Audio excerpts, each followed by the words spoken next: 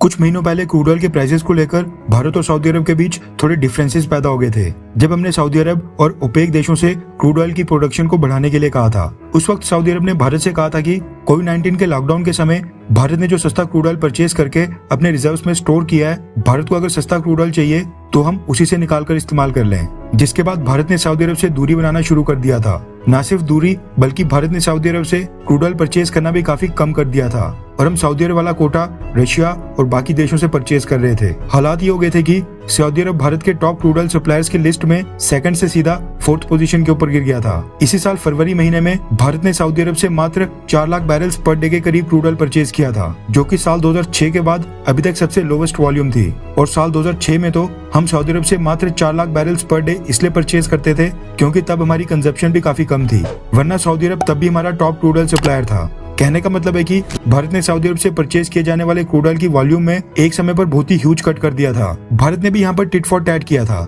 हमें सऊदी अरब से कोई पर्सनल दुश्मनी नहीं है, लेकिन अब ऐसा लग रहा है कि दोनों देश अपने डिफरेंसेस को पीछे छोड़कर आगे के फ्यूचर की तरफ देखने में ज्यादा इंटरेस्टेड हैं। और जो हाल ही में हमारे विदेश मंत्री डॉक्टर एस जयशंकर साहब ने सऊदी अरब का पहला दौरा किया था, वो भी इसी तरफ इशारा कर रहा है। दोनों देश अब अपनी कॉपरेशन को और भी आगे लेना चाहते हैं। वहीं भारत सरकार की बात करें तो भारत ने भी डिफरेंसेस को पीछे छोड़कर सऊदी अरब के साथ कॉपरेशन को फिर से मजबूत करने का फैसला किया है, जो कि भारत के हक में भी है। रेफरेंस के लिए आपकी स्क्रीन के ऊपर द इकोनॉमिक टाइम्स के आर्टिकल का स्क्रीनशॉट है, जिसके मुताबिक सऊदी अरब ने रशिया को पीछे छोड़कर वापस से भारत का दूसरा सबसे बड़ा क्रूड ऑयल सप्लायर बन गया है। रशिया अब 2nd से 3rd पोजीशन के ऊपर आ गया है, यानी भारत को क्रूड ऑयल सप्लाई करने वाले देशों की लिस्ट में रशिया अब 2nd से 3rd पोजीशन के ऊपर आ गया है। 1st पोजीशन के ऊपर है इराक, यानी हम आज भी इराक से सबसे ज्यादा क्वांटिटी में क्रूड ऑयल परचेज कर रहे हैं। रिपोर्ट के मुताबिक रशिया कुल 3 महीनों के लिए 2nd पोजीशन के ऊपर रहा था, मई, जून और जुलाई। भारत ने सऊदी अरब से परचेज किए जाने वाले क्रूड ऑयल की वॉल्यूम पिछले महीने के मुकाबले अप्रोक्सीमेटली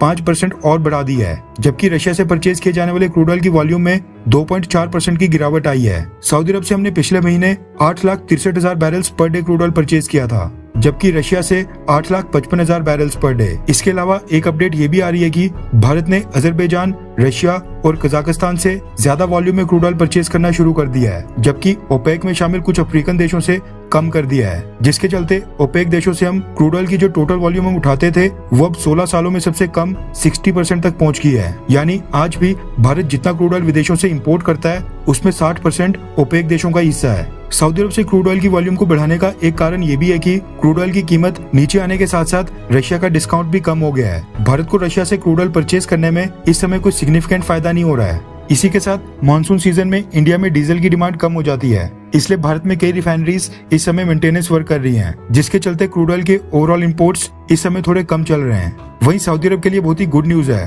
क्योंकि इसी साल फरवरी में हम 4 lakh barrels per day purchase कर रहे थे और आज 6 महीने के बाद हम उनसे 8 लाख बैरल्स पर डे यानी डबल वॉल्यूम में क्रूड ऑयल परचेज कर रहे हैं। सऊदी अरब और यूएई मिडिल ईस्ट में 2 पावरफुल मुस्लिम देश हैं जिनसे हम क्रूड ऑयल परचेज करते हैं। आप दोनों में से किसको ज्यादा पसंद करते हैं, सऊदी अरब या फिर यूएई यानी यूनाइटेड अरब एमिरेट्स? नीचे कमेंट करके अपनी राय जरूर बताएं।